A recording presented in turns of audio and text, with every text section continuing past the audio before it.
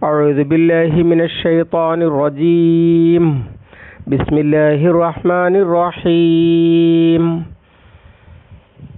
وما أرسلنا من قبلك من رسول ولا نبي إلا إذا تمنى ألقى الشيطان في أمنيته فينسخ الله ما يلقي الشيطان ثم يحكم الله آياته والله عليم حكيم.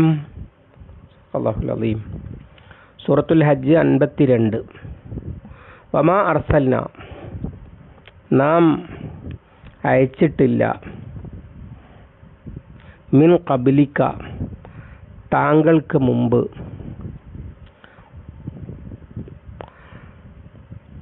മിർ റസൂലിൻ, ഒരു റസൂലിനെയും വലാ നബിയിൻ, ഒരു നബിയെയുമില്ല, ഇല്ല, അല്ലാതെ, ഇദാ തമന്ന, അദ്ദേഹം ആഗ്രഹിച്ചാൽ,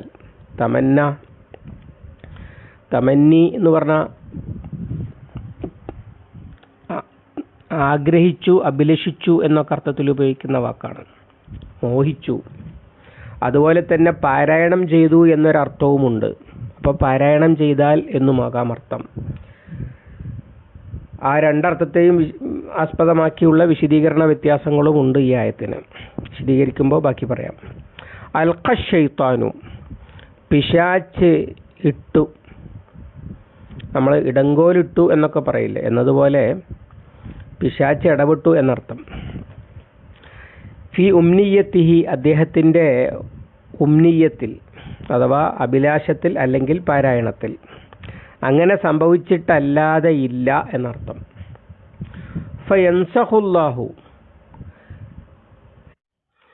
എന്നിട്ട് അള്ളാഹു മായ്ച്ചു കളയും. മൻസൂഖാക്ക, നസഹാക്ക നേരത്തെ സൂറത്തുൽ ബഖറയിൽ വന്നിട്ടുള്ള സംഗതിയാണ്. അഥവാ ദുർബലപ്പെടുത്തുക അല്ലെങ്കിൽ ഇല്ലാതെയാക്കുക. അള്ളാഹു ഇല്ലാതെയാക്കും അല്ലെങ്കിൽ മായ്ച്ചു കളയും.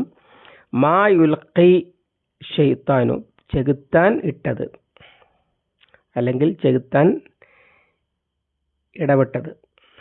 സുമ്മ യുഹ്കിമു, പിന്നെ ഭദ്രമാക്കും. ഹക്കമ് കടിഞ്ഞാണാണ്. ഹക്കമ എന്ന് പറഞ്ഞാൽ ഭദ്രമാക്കി എന്നാണ് അർത്ഥം. യുഹ്കിമു, അള്ളാഹു ഭദ്രമാക്കും ആയാത്തിഹി, അവൻ്റെ ആയത്തുകളെ. വല്ലാഹു അലീമുൻ ഹക്കീം, അള്ളാഹു നന്നായി അറിയുന്നവനും യുക്തിമാനും അത്രേ. മുകളിൽ അള്ളാഹുവിൻ്റെ ആയത്തുകളെ പരാജയപ്പെടുത്താൻ നടക്കുന്നവർ അസ്ഹാബുൽ ജഹീമാണ് എന്ന് പറഞ്ഞല്ലോ. അങ്ങനെ പരാജയപ്പെടുത്താൻ ഒരുപാട് ആളുകൾ നടക്കുന്നുണ്ട് എന്നതൊരു വസ്തുതയാണ്. അതുകൊണ്ട് അതേ സംബന്ധിച്ച് റസൂൽ സല്ലല്ലാഹു അലൈഹി വസല്ലമയെ ആശ്വസിപ്പിച്ചുകൊണ്ട് പറയുന്നതാണ് ഈ വാചകം.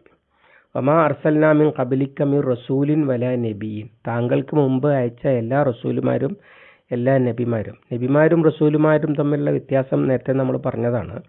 റസൂൽ എന്ന് പറഞ്ഞാൽ ഇമാം ഇബ്നു കസീറൊക്കെ പറയുന്നത് പ്രത്യേകം ശരീഅത്തും കിതാബുമുള്ള നബിമാരൊക്കെ റസൂലുമാരാണ്. പ്രത്യേകം ശരീഅത്തും കിതാബും ഇല്ലാത്ത നബിമാരൊക്കെ നബിമാരുമാണ്. അഥവാ മൂസാ നബി അലൈഹിസ്സലാം റസൂലാണ്, ഹാറൂൻ അലൈഹിസ്സലാം നബിയാണ്. കാരണം മൂസാ നബിയുടെ ശരീഅത്തും മൂസാ നബിയുടെ കിതാബും തന്നെയാണ് ഹാറൂൻ നബിക്കും, വേറെ ഇല്ല. ഇബ്രാഹിം അലൈഹിസ്സലാം റസൂലാണ്, ലൂത്ത് അലൈഹിസ്സലാം നബിയാണ്. ഇങ്ങനെയൊക്കെയുള്ള വ്യത്യാസം. രണ്ടു കൂട്ടരും ചെയ്യുന്നത് ഒരു പണിയാണ്. അതേസമയത്ത് പ്രത്യേകമായ ശരീഅത്തും കിതാബും കൊടുത്തിട്ടുണ്ടാകും റസൂലുമാർക്ക്. സാങ്കേതികമായാണ് ഈ വ്യത്യാസം. യഥാർത്ഥത്തിൽ എല്ലാ നബിയും റസൂലാണ്, എല്ലാ റസൂലും നബിയുമാണ്. ഭാഷാർത്ഥത്തിൽ അങ്ങനെയാണ്. സാങ്കേതികമായി എല്ലാ നബിയും റസൂലല്ല, എല്ലാ റസൂലും നബിയാണ്. എന്നാൽ റസൂലുമാർ ഇപ്പോൾ സൂറത്തു യാസീനിൽ 3 റസൂലുമാരെ ഒപ്പം അയച്ചത് അല്ലാഹു തആല പറയുന്നുണ്ട്. 3 റസൂലുമാരെ ഒന്നും ഒപ്പം റസൂലായിട്ട് അയക്കൂല. ഒരു റസൂല്, ഒരു കിതാബ്, ഒരു ശരീഅത്ത്, അതിൻ്റെ കീഴിൽ പല നബിമാരും, ഇങ്ങനെ ഉള്ളതാണ് ചരിത്രത്തിലുണ്ടായിട്ടുള്ളത്. ഏതായാലും എല്ലാ അള്ളാഹു അയച്ച ആളുകളെയും, റസൂലായാലും നബി ആയാലും, അവരെയൊക്കെ പിശാച്ച് ശല്യം ചെയ്തിട്ടുണ്ട് എന്നാണ് പറയുന്നതിൻ്റെ അർത്ഥം. ഇല്ലാ ഇദാ തമന്ന അൽഖ ശൈത്താനു ഫി ഉംനിയത്തി, അതാണ് വിവാദ വിശദീകരണങ്ങളുള്ള ഭാഗം. അദ്ദേഹം അഭിലഷിച്ചാൽ, അഥവാ നബിമാരുടെ റസൂലുമാരുടെ അഭിലാഷങ്ങളിൽ പിശാച്ച് അടങ്കോലിടും. എന്നിട്ട് അദ്ദേഹം പ്ലാൻ ഇടുന്ന കാര്യങ്ങൾ, ദീനിൻ്റെ വിജയം, ഇവിടെ പശ്ചാത്തലത്തിൽ അത് വളരെ വ്യക്തമായി കാണാൻ കഴിയുന്നതാണ്. നബി സല്ലല്ലാഹു അലൈഹി വസല്ലമയുടെ അഭിലാഷം എന്തായിരുന്നു? കഅബ മോചിപ്പിക്കുക, ശുദ്ധീകരിക്കുക. ഇബ്രാഹിം അലൈഹിസ്സലാം എന്തിനാണോ കഅബ പുനർനിർമ്മിച്ചിട്ടുള്ളത്, അല്ലാഹു തആല കഅബ പുനർനിർമ്മിക്കുമ്പോൾ ഇബ്രാഹിം അലൈഹിസ്സലാമിനോട് എന്താണോ കൽപ്പിച്ചിട്ടുള്ളത്, അതേ തരത്തിൽ അതിനെ തിരിച്ചു കൊണ്ടുവരിക. അങ്ങനെ തൗഹീദ്, റിസാലത്ത്, ആഖിറത്തിന്റെ അടിസ്ഥാനത്തിൽ അഥവാ യഥാർത്ഥ അടിത്തറയിൽ പുനർനിർമ്മിക്കുക. ഇതായിരുന്നു നബി സല്ലല്ലാഹു അലൈഹി വസല്ലമയുടെ അഭിലാഷം. പക്ഷെ അതിൽ പിശാച് അടങ്കോലിട്ടിട്ടാണ് ഇപ്പോൾ അവിടുന്ന് പോരേണ്ടി വന്നിരിക്കുന്നത്. അഥവാ ആളുകളൊക്കെ ശത്രുക്കളായി തിരിഞ്ഞു, പിശാചും അവൻ്റെ പ്രവൃത്തികളും. അവസാനം ഇനി അവിടെ നിൽക്കാൻ വയ്യ എന്നുള്ള അവസ്ഥ എത്തി. ഇങ്ങനെയൊക്കെ ഉള്ളത് എല്ലാ നബിമാരുടെ കാലത്തും ഉണ്ടായിട്ടുണ്ട് എന്നാണ് പറയുന്നത്. മൂസ അലൈഹിസ്സലാം ഈജിപ്തിൽ നിന്ന് പോകേണ്ടി വന്നത്, അതുപോലെ മരുഭൂമിയിൽ നിർത്തിപ്പോകേണ്ടി വന്നത്, അതുപോലെ യൂനുസ് നബി അലൈഹിസ്സലാം ദേഷ്യം പിടിച്ചു അവസാനം പോകേണ്ടി വന്നത്. ഇങ്ങനെ ഇബ്രാഹിം അലൈഹിസ്സലാം ഇറാഖിലെ ഉർ നഗരത്തിൽ നിന്ന് പോരേണ്ടി വന്നത്. അങ്ങനെ ഏത് നബിയെയും റസൂലിനെ എടുത്ത് പരിശോധിച്ച് നോക്കിയാലും അങ്ങനെയൊക്കെ ഉണ്ടായിട്ടുണ്ട്. അങ്ങനെ പിശാച് ഒരു നബിയുടെ അഭിലാഷത്തിൽ, ഒരു നബിയുടെ ആഗ്രഹത്തിൽ പിശാച് അടങ്കോലിടാത്ത ഒരു സ്ഥിതിയും ഉണ്ടായിട്ടില്ല എന്നാണ് പറഞ്ഞതിൻ്റെ ഒരർത്ഥം. ഇവിടെ അത് പറയുന്നത് മക്കയിൽ നിന്ന് നബി സല്ലല്ലാഹു അലൈഹി വസല്ലമ മദീനയിൽ എത്തിയ ഉടനെയാണല്ലോ ഈ സൂറത്തിൻ്റെ ഈ ഭാഗം ഇറങ്ങുന്നത്. അപ്പോൾ വളരെ ക്ലിയറാണ് ആ വ്യാഖ്യാനപ്രകാരം. ഇങ്ങനെയൊക്കെ മുമ്പും സംഭവിച്ചിട്ടുണ്ട്. പക്ഷേ എന്തുണ്ടാകും? ഫയൻസഹുല്ലാഹു മാ യുൽഖി ശൈത്താനു.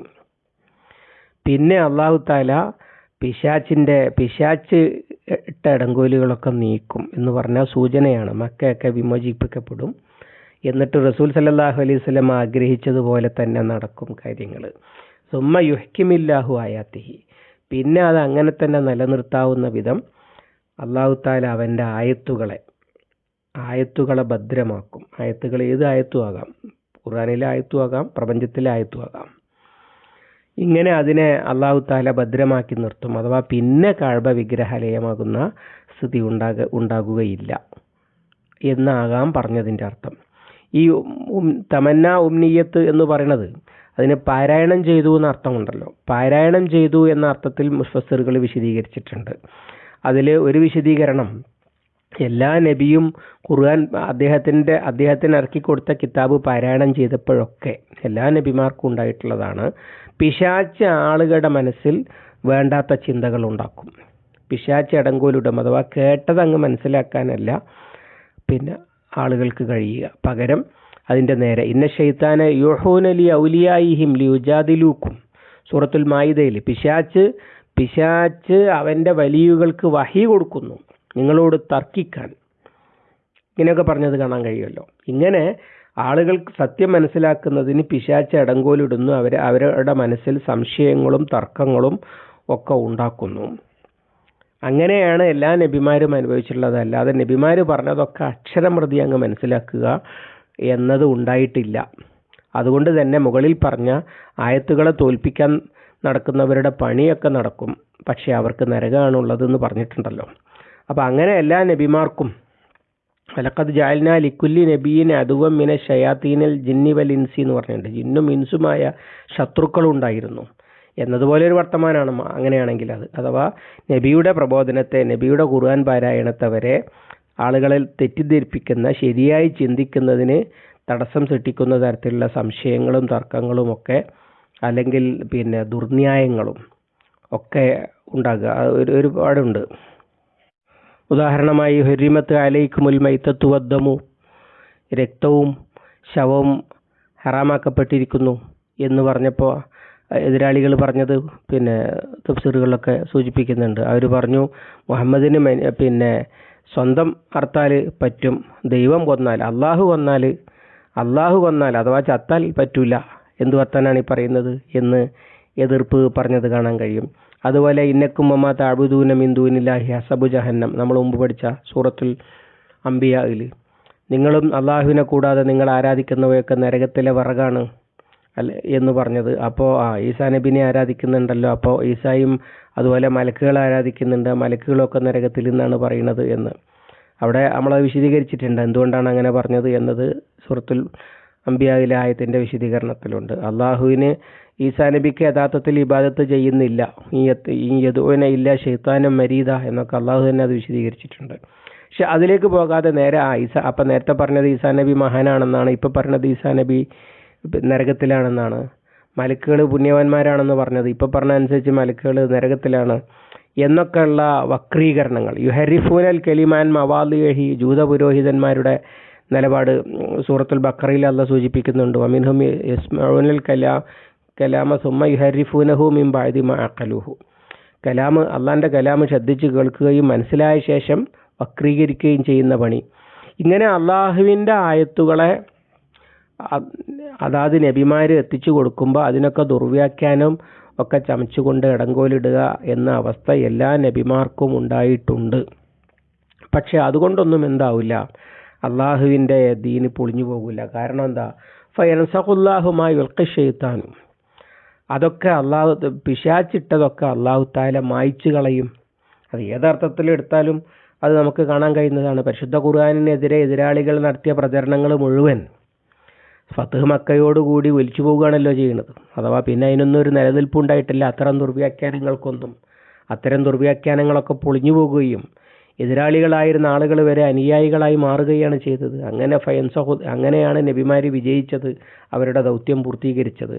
അല്ലാതെ എതിർപ്പൊന്നുമില്ലാതെ സ്വീകരിക്കപ്പെട്ടിട്ടല്ല, കുതന്ത്രങ്ങൾ പയറ്റപ്പെടാതെയല്ല. കുതന്ത്രങ്ങളൊക്കെ പയറ്റും, ആളുകളെ തെറ്റിദ്ധരിപ്പിക്കുകയൊക്കെ ചെയ്യും. പക്ഷേ അല്ലാഹു തആല അതൊക്കെ നീക്കി വിജയിപ്പിക്കുകയും ചെയ്യും. സുമ്മ യുഹ്കിമില്ലാഹു ആയാത്തി, പിന്നെ അള്ളാഹു അവൻ്റെ ആയത്തുകളെ ഭദ്രമാക്കും. അഥവാ അള്ളാഹുവിൻ്റെ സന്ദേശം അജയ്യമായി തന്നെ നിലകൊള്ളും. അള്ളാഹു അലീമുൻ ഹക്കീം, അള്ളാഹു എല്ലാം അറിയുന്നവനും യുക്തിമാനുമാണ്. പിന്നെ ഒരു വിവാദ വിശദീകരണമുണ്ട്. അതെന്താണെന്ന് വെച്ചാൽ, സൂറത്തു നജ്മിലെ ആയത്ത് ഓതിയപ്പോൾ നബി സല്ലല്ലാഹു അലൈഹി വസല്ലമയുടെ വായിൽ നിന്ന് തന്നെ തെറ്റായ വാചകം വന്നു എന്നാണ്. അതായത് സൂറത്തു നജ്മിൽ അഫ്റഅയ്തുമുൽ ലാത്ത വൽ ഉസ്സ വ മനാത്ത സാലിസത്തൽ ഉഖ്റ എന്ന ആയത്ത് കഴിഞ്ഞിട്ട് തിൽക്കൽ അറാനീക്കൽ ഉല വഇന്ന ശഫാഅത്തഹും ലതുർതജ. ആ ലാത്ത ഉസ്സ മനാത്ത പോലെയുള്ള ദൈവങ്ങളൊക്കെ അവരൊക്കെ ഉന്നതന്മാരാണെന്നും അവരുടെ ശുപാർശ പ്രതീക്ഷിക്കപ്പെടാവുന്നതാണെന്നും നബി സല്ലല്ലാഹു അലൈഹി വസല്ലമയിലൂടെ വായിലൂടെ പിശാചിൻ്റെ സ്വാധീനത്താൽ വന്നു എന്നും,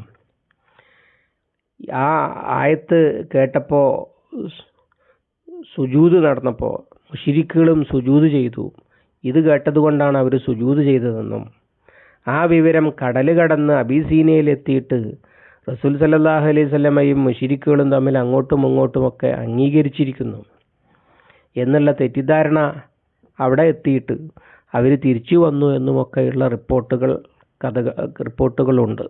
ഇമാം ഇബ്നു കസീർ പറയുന്നത് അക്കഥ ഇതുമായി ചേർത്ത്, ഈ ആയത്തിൻ്റെ വിശദീകരണവുമായി ചേർത്ത് പറയാവുന്ന സഹിയായ ഒന്നും ഞാൻ കണ്ടിട്ടില്ല എന്നാണ്. ഇമാം ഇബ്നു കസീറിൻ്റെ തഫ്സീറിൻ്റെ തന്നെ പ്രത്യേകത, അദ്ദേഹം സ്വന്തം കാഴ്ചപ്പാടുകൾ പറയുന്നതിനേക്കാൾ അധികം ആ ആയത്തുമായി ബന്ധപ്പെട്ടിട്ടുള്ള റിവായത്തുകളെയാണ് ഉദ്ധരിക്കുക. അതിൽ അദ്ദേഹം ഉദ്ധരിച്ച റിവായത്തുകളുടെ കൂട്ടത്തിൽ ചിലപ്പോൾ അത്ര സഹിയല്ലാത്തതും ഉണ്ടാകും. പക്ഷേ ഇതിൽ സഹിയായ ഒന്നും കണ്ടിട്ടില്ല എന്ന് അദ്ദേഹം ഉറപ്പുവരുത്തി പറയുന്നത് അദ്ദേഹത്തിൻ്റെ തഫ്സീറിൽ കാണാം. അപ്പോൾ അതൊരു കള്ളക്കഥയാണ്. പിന്നെ ചില പണ്ഡിതന്മാർ അതേ സംബന്ധിച്ച് പറയുന്നുണ്ട്. സംഭവിച്ചിട്ടുള്ള എന്താണെന്ന് വെച്ചാൽ, നബി സല്ലല്ലാഹു അലൈഹി വസല്ലമയുടെ സദസ്സിൽ സൂറത്തുൻ നജ്മ് പാരായണം ചെയ്യപ്പെട്ടപ്പോൾ എല്ലാവരും സുജൂദ് ചെയ്തു. വന്നിരുന്ന മുസ്ലിം നേതാക്കന്മാരും സുജൂദ് ചെയ്തു. അതോടുകൂടി അവർക്കൊരു ചമ്മലായല്ലോ. ആ ചമ്മൽ ഒഴിവാക്കാൻ വേണ്ടി അവർ പിന്നീട് ഒരു വ്യാജ പ്രചരണം അയച്ചു വിട്ടു. തിൽക്കൽ അറാനിക്കൽ ഉല വഇന്ന ശഫാഅത്തഹും ലതുർതജ എന്ന് മുഹമ്മദ് പാരായണം ചെയ്തിട്ടുണ്ട് എന്ന്. അങ്ങനെ ഇപ്പോഴത്തെ നമ്മളെ കണക്കിൽ പറഞ്ഞാൽ ഫേക്ക് വേഗം പ്രചരിക്കുമല്ലോ. അങ്ങനെ ഫേക്ക് വളരെയധികം പ്രചരിക്കുകയും അത് അബിസീനയിൽ വരെ എത്തുകയും ചെയ്തതായിരിക്കാം സംഭവിച്ചത് എന്ന് ചില പണ്ഡിതന്മാർ അത് വെച്ച് ഊഹിക്കുന്നുണ്ട്. അത് തെളിവൊന്നുള്ള സംഭവമൊന്നുമല്ല. ഏതായാലും ഈ ആയത്തിൻ്റെ തഫ്സീറിൽ അത് ചേരുകയില്ല. അഥവാ അങ്ങനെ നബി സല്ലല്ലാഹു അലൈഹി വസല്ലമ പാരായണം ചെയ്യുമ്പോൾ അതിൻ്റെ ഇടക്ക് വന്ന് പിശാച് ഇടങ്കോലിട്ട് തൗഹീദിനും സത്യത്തിനും വിരുദ്ധമായ കാര്യങ്ങളൊക്കെ നബി സല്ലല്ലാഹു അലൈഹി വസല്ലമയോട് കൊണ്ട് പറയിപ്പിക്കും എന്നതാണ് ഈ ആയത്ത് സൂചിപ്പിക്കുന്നത് എന്നത് പരിശുദ്ധ ഖുർആനിൻ്റെ മറ്റ് അധ്യാപനങ്ങൾക്കും ചൈതന്യത്തിനും പോലും നിരക്കുന്നതല്ല. ലാ യമസ്സുഹു ഇല്ലൽ മുത്തഹറൂൻ. പരിശുദ്ധന്മാരല്ലാതെ ഇതിനെ തൊടുകയില്ല. അള്ളാഹുവിൻ്റെ അടുത്തുനിന്ന് പോന്നിട്ട് റസൂലുള്ളാഹിൻ്റെ അടുത്ത് വരുമ്പോൾ എത്തുന്നത് വരെ പരിശുദ്ധി ഉള്ളവരല്ലാത്ത ഒരാളും തൊട്ടിട്ടില്ല. അതുപോലെ തന്നെ ലാ യഅ്തീഹിൽ ബാത്തിലു ബൈന യദൈഹി വലാ മിൻ ഖൽഫിഹി, അതിൻ്റെ ഇടയിലൂടെ പോലും ബാത്തിൽ അസത്യം വരികയില്ല എന്നൊക്കെ അള്ളാഹു തആല തീർത്തു പറഞ്ഞിരിക്കുകയാണ്. നബി സല്ലല്ലാഹു അലൈഹി വസല്ലമയോട് പറയാൻ പോകുന്ന ഒരു വഹ്യ് കട്ട് കേൾക്കാൻ പോലും ഒരു ചെകുത്താനും പറ്റുകയില്ല. എന്നിട്ടാണോ പിന്നെ ചെകുത്താൻ അതിൻ്റെ ഇടയിൽ വേറെ വാചകം കുത്തിക്കയറ്റുന്നത്? അപ്പോൾ അത് ഒരിക്കലും നിലനിൽക്കുന്നതല്ല, പ്രാമാണികമല്ല. ധാരാളമായി പഴയ തഫ്സീറുകളിൽ പറയപ്പെട്ടിട്ടുണ്ട് എന്നുള്ളത് ശരിയാണ്. അതിനെയാണ് ഇമാം ഇബ്നു കസീറിനെ പോലെയുള്ള ആളുകൾ അത് തള്ളിക്കളഞ്ഞിട്ടുള്ളത്. പിന്നെ സംഭവിച്ചിട്ടുള്ളത് ഈ രണ്ട് വ്യാഖ്യാന പ്രകാരവുമാകാം. അഥവാ ഒന്ന് റസൂലുള്ളമാരുടെ അഭിലാഷങ്ങൾക്ക്, നബിമാരുടെ അഭിലാഷങ്ങൾക്ക് പിശാച് ഇടങ്കോലിടുക എന്നത് ഉണ്ടായിട്ടുണ്ട് എല്ലാ കാലത്തും എന്ന് റസൂലുള്ളാഹിനെ സമാധാനിപ്പിക്കുന്നതാകാം. കാരണം റസൂലുള്ളാഹിൻ്റെ മക്ക ശുദ്ധീകരണം എന്ന ആഗ്രഹത്തിന് ഇടങ്കോലിട്ട്, പിശാച് ഇടങ്കോലിട്ട് അങ്ങനെ ഹിജ്റ പോരേണ്ടി വന്ന് നിൽക്കുന്ന സാഹചര്യത്തിലാണല്ലോ ഇത് പറയുന്നത്. അതുപോലെ തന്നെ പാരായണം എന്ന അർത്ഥത്തിലും ഫിറ്റാകുന്നത് തന്നെയാണ്. കാരണം പിന്നെ അള്ളാഹു തആല പറയുന്നത് സുമ്മ യുഹ്കിമുല്ലാഹു ആയാത്തിഹി എന്നാണ്.